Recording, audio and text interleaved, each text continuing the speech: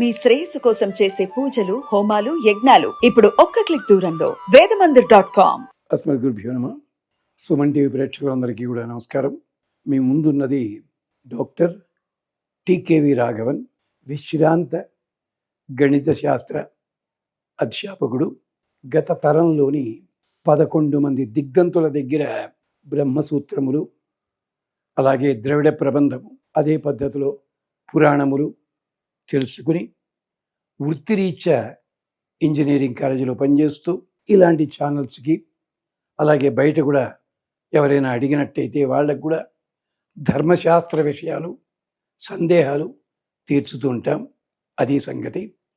దీని వెనకాల అంతమంది పండితుల శుభాశీస్సులు ఉన్నాయి కనుక చెప్పే ప్రతి మాట కూడా ఆధారం లేకుండా చెప్పడం అలవాటు లేదు అని జ్ఞాపకం చేస్తూ, దీంట్లో చెప్పిన విశేషాలకు సంబంధించి మీరొక్కసారి మూలము వెతుక్కోగలిగితే మూలము చూడండి. తరువాత ఇతర విశేషాల గురించి అడిగినట్టయితే అడగవచ్చును. తర్వాతి ప్రశ్న ఇది కూడా కొంచెం విచిత్రమనే చెప్పాల్సి ఉంటుంది. కొందరికి మనస్సుకి కష్టం కూడా కలగచ్చు దీనికి సమాధానం. అయ్యా, దేవాలయంలో నవగ్రహాలు ఉంటాయి కదా, ముందు నవగ్రహాలకి దండం పెట్టుకుని మూలదైవానికి నమస్కారం చేయాలా, మూలదైవానికి నమస్కారం చేసి నవగ్రహాలకి దండం పెట్టుకోవాలా? ఎవరు ముందు ఎవరు వెనక?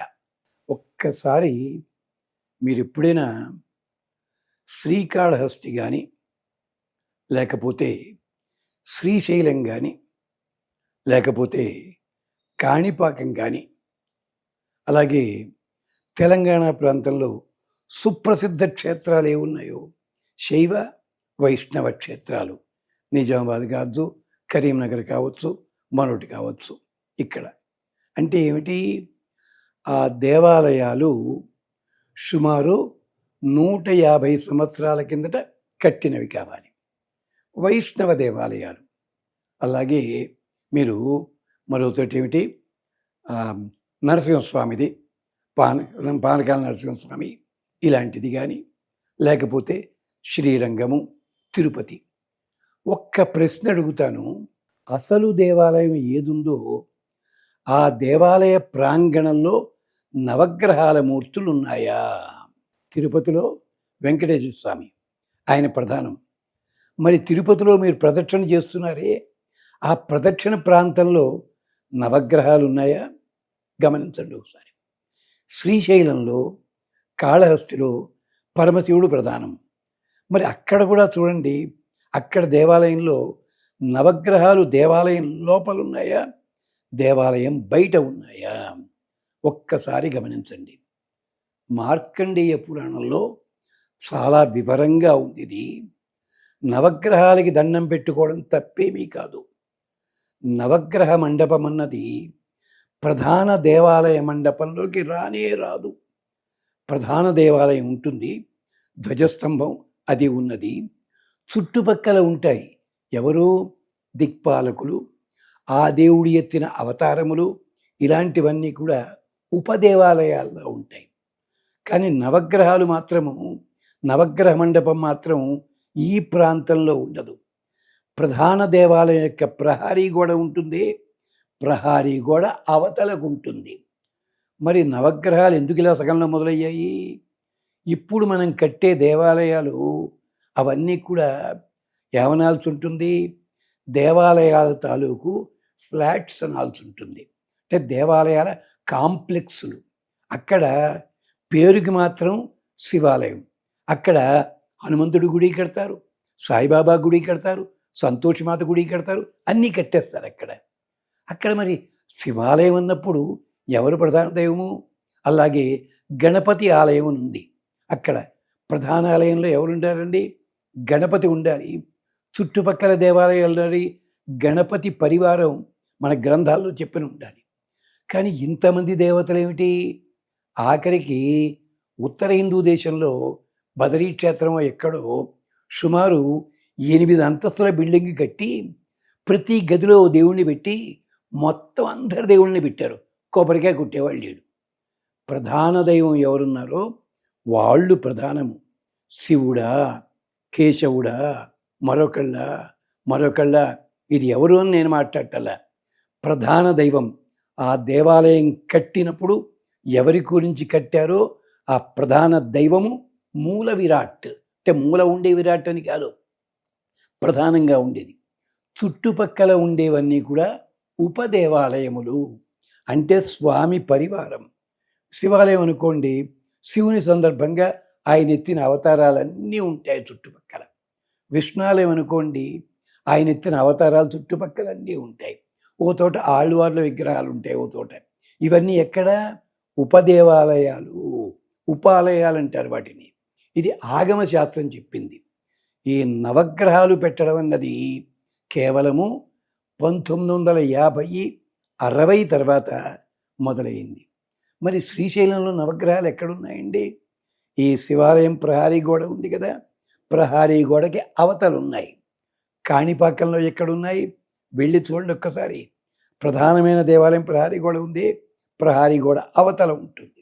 ఇలాగే ప్రతి చోట శివ వైష్ణవ దేవాలయాల్లో నవగ్రహాలన్నవి తరువాతి కాలాల్లో వచ్చినవి. దాంతో ఏమైంది? ఇక్కడ పూజ చేసుకోవడం, ఇక్కడ పూజ కంటే ముందు నవగ్రహాలకి దండం పెట్టాలి.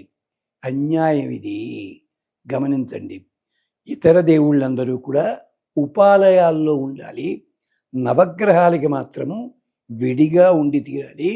ఇది మనకి మార్కండేయ పురాణంలో బ్రహ్మదేవుడు ఆ దేవతలందరినీ పిలిచి, ఆ గ్రహాలు ఎవరినో పిలిచి, నువ్వు ఇక్కడ ఉండు, నీకు ఇలాంటిది ఉంటుంది, ఇది చెప్పారు.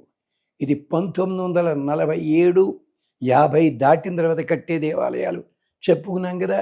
అవి దేవాలయాలు కాదు, కాంప్లెక్స్లు.